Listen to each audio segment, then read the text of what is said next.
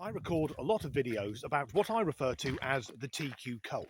And if you're new to this channel, what I mean by that is the more extreme members of the trans, queer and non-binary communities. The people who not only do damage to themselves, but also their own communities by painting said communities as groups of lunatics. Of course, most people are just trying to live their lives. But these are the type of people who, say you've got a man, a DNA man who identifies as a woman and dresses as a woman, who then demands that he actually is a woman, and anyone who disagrees with him is a TERF and a transphobe, and all the ists and isms comes out, and also demands that he has access to female-only spaces, regardless of how the actual women feel about it. Or it's the non-binary person who, at 8:59 in the morning, decides what ridiculous neopronouns they're going to use that day, and then at 9 a.m, 1 minute later, if they're addressed and the other person doesn't use said neopronouns, they'll have an absolute fucking meltdown and record themselves crying to post it on TikTok. So today, we're going to see some of the weirdest people I've ever seen on the internet. We're not so much scraping the bottom of the barrel, it's more we've kicked the bottom of the barrel out and these people are what are underneath it. But before we get into that, like I said, most people are just trying to live their lives. So here's a short clip of a trans woman who I completely agree with. PSA for all the trans women who look like me. Yes, you can still use the men's room. It's not a big deal. How easy and refreshing was that? If you're a trans woman, it's okay to still use the male piss palace. Because let's be blunt, it's 2024. No one gives a shit anymore. And there was no screaming, no playing the victim. None of that, I can't go into the male bathroom, I'll get assaulted, because for anyone watching who does think that's going to happen, it isn't because you're trans, it's because you're just one of those irritating people who almost invites violence upon them. Anyway, something I've long said about members of the TQ cult, the members who insist that trans women are women, the men who dress as women and then proclaim, I'm now a lesbian. Well, why don't they date other trans women if trans women are women? And we're about to see one of those couples. This is incredibly cringy. Sometimes people can't take compliments in the singular form, so it's best to overload them in one time. Love, you're cute. No. Okay, you're beautiful, you're gorgeous, you're a delight, you're wonderful to be around, you're the love of my life, you're a delight. I think I repeated that one, but it's very true. I love you, cutie. The thing I find most bizarre in that clip is the phrase, the love of my life, and at that moment, polyamorous pops up on screen. So, not the love of his life, but definitely one of them. And I guess bombarding someone with compliments is okay, but in this case, it's just a lie. Because, let's be blunt, neither of them are beautiful, they're not even that convincing. The shorter one is mildly feminine, but still doesn't really pass. But the taller one, his partner, doesn't look like a woman. He looks like a rugby player who's lost a bet. Somewhere, there's a Sunday League team looking round their dressing room going, where the fuck is our scrum half? Oh yeah, do you remember, Trevor, he lost that bet, he's got to dress as a bird for a week. And here's the thing. If we assume that neither of them have had bottom surgery, so they've both got their love trumpets, taking away the cross-dressing, doesn't that just make them two homosexual men? And of course there's nothing wrong with that, but it does feel like they're doing gay with extra steps. I don't look like a man, and I look like a woman. How does that make a man gay? Because gay means they like a man. You have a penis. That's the It's not last about thing the- I'm with her for. I'm not saying that you, No, I but know. you just said you like to be topped. That don't make me gay. What does that it makes make me you? sexual. I am incredibly confused. Because why is he being so defensive, saying that he's not gay? Once again, it's 2024, no one gives a shit about your sexuality, mate. But, even though the thing that's his partner does look quite feminine, he's still got a penis.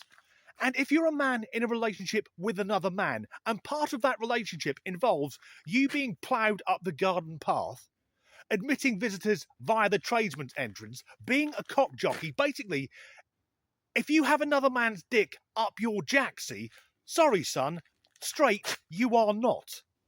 Anyway, it's coming up to the end of September, so it won't be long before the Christmas singles get released on the radio. This is what I think will definitely go to number 1. Home for Christmas, don't misgender me. Say my name, use my pronouns, and conjugate correctly. I need you to speak up when someone dead names me. I'll be home for Christmas if you can support me. Yeah, cheers, Chief. Cracking tune. Again, not very convincing, not with that jawline, and having a woman's haircut that hasn't been fashionable since around 1983. Use my name? What is it? Barry? Colin? Something like that? Of course, that's not what he means. It's use the name he's made up for himself. And the same goes with the pronouns, because his pronouns should be he, him, but I bet it's she, her, or maybe they, them. We have to go along with the fantasy and show support. What do we actually get in return? Because I'm all up for being respectful to people. But all he's actually achieved is ruining an already bad Christmas song. To be honest, I wouldn't want him round my house at Christmas, or at any time of year, to be blunt, and I bet his family dread the festive season. Because I think we all just know that at a big family get-together, sat around the table, everything is going to be about him. And if someone dead names him, or does some horrible sin like using observable reality that he's actually male, there'll be a breakdown, won't there? It'll be too loud because he's had too much rosé, because that's what girls drink, and he'll sit there crying for attention. That was a seamless segue. Second table of the night, guys. I like... Nasty old man, he leans in, he's like, "What's your name again, young man?" "Phil, like, what can I do for you?" "Why do you look like a girl? Why are you wearing earrings and prancing around with..." Oh my god, like, I could not even let it... What a disgusting thing to say, sir. Like, what a disgusting... "Well, why do you look like a girl?" Like, I had to put my hands up and say, "Please stop." Like, I have to go back in, I have to finish working, I have to finish my tables. Like, yes, I love it here. Like, I didn't even do anything. Like, I just came to work. Like, yes, I have to wear a stupid fucking wig. Sorry I dyed my hair. Like, this makes this seem like an actual joke, but this is, like, real. Like, okay. Okay, hi. Welcome to work. What can I get for you? Oh my god, guys. The first thing he says, second table. Why do they always work, those that do work, as waiting staff, baristas, or teachers? And it sounds like that customer was just asking what everyone else is thinking, but the customer sounds much more polite than I would have been. In that situation, I would have said, "What the fuck have you come as? You know it's September. Halloween's at the end of next month." And as for his hair, has he paid someone to do that to him? Has he gone into a barber's and said, "The look I'm going for is, I want people to think that I've been involved in an explosion at a chemical factory," and then putting on that wig, combined with the octagonal glasses and the dangly earrings? I'm not sure what look he's going for, but it puts me in mind of that one aunt who everyone's quite sure has started experimenting with being a lesbian, but no one's brave enough to ask her. Anyway, ladies, it's time for you to get educated. And before I get some TERFs up in my comment sections being like, "Women means adult human female," first of all, fuck you. Second of all, y'all don't even know your feminist history. Second wave feminism was about relieving women from their reproductive roles and duties. It's regressive to reclaim female as this, like, fucking end-all be-all term for what womanhood is. Like, literally know your history. Feminism was not about that. Feminism was about alleviating these gender roles and gender duties based on reproductive capability. It was about getting rid of it. And that's why feminism belongs to us queers and trans people now, because it begat us. So fuck off, TERFs. TERF. Trans exclusionary radical feminist. I've been called a TERF.